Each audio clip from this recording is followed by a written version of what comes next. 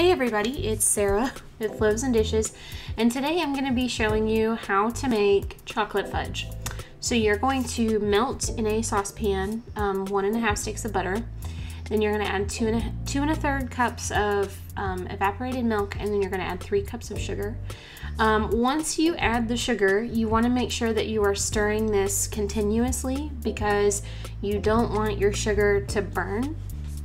And I have this on medium to medium-high heat. Fudge is a little bit difficult to make. You have to really know your stove really well because you don't want it to be up so high that it's going to burn, but you don't want it to be down so low that it's not going to get up to the right temperature. So you add some vanilla. As soon as my fudge started to bubble, like I saw one bubble, I told Alexa to set a timer for 5 minutes. And then I put my candy thermometer in my mixture and I watched it. It took about 4 minutes total for me to do this, so it didn't take the full 5 minutes. A lot of recipes will tell you to let it boil for 5 minutes, and that's all you need to do, but that's not necessarily the case. That could be the case for you, but it wasn't for me. So I like to keep a thermometer in to make sure that it's not going above the right temperature. So you want to stir continuously. Once it reaches 237 to 239 degrees, once it reaches that temperature, I let it cook for 1 minute extra, and then I took it off of the heat. And I left all of the footage so that you can see I stirred it the entire time.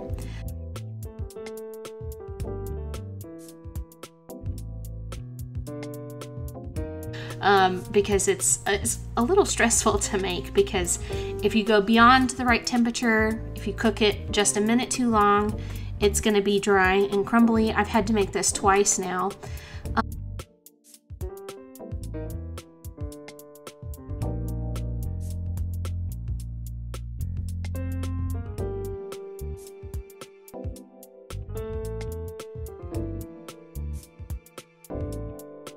Anyways, so, and you want to make sure that you're stirring the whole time because you don't want anything to burn.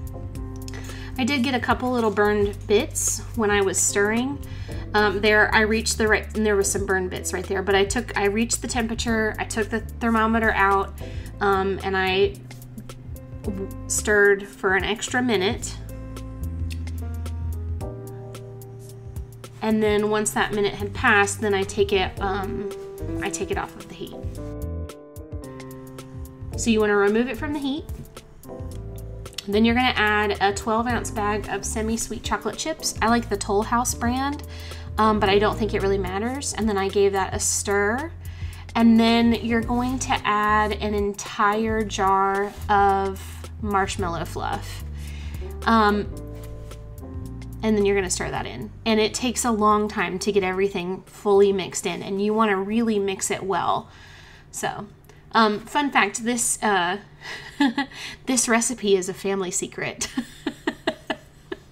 And if you haven't guessed already, this is the recipe that used to be on the back of the jar of the marshmallow fluff. My great-grandmother, my great-grandmother shared this recipe with my mom when my parents were newly married, I guess. And it was a big secret. Nobody knew how she made the fudge, but it turns out it was just the recipe that was on the back of the jar of marshmallow fluff, which I think is a family secret for a lot of people.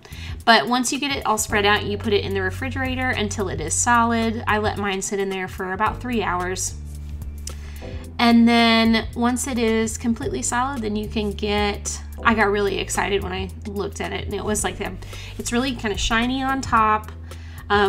And then I had to text my husband and tell him to come downstairs so that he could try some. It's shiny on top, and then when you cut into it and you look at the middle, it's all, it's like solid. When I made this before and I cut into it in the middle, it was kind of, see how it's solid? It was kind of like white. There was like a white cast on it almost. And when I bit into it, it felt crumbly. That's how you know it's overcooked. I had cooked it just a little bit too long, but it's delicious. And once you get the hang of making it, it's actually pretty easy, but it is a little bit difficult to start with. Follow us on Facebook. Be sure to subscribe. Listen to our podcast, Dorks with Sporks, and we will see you next time. Thanks for watching.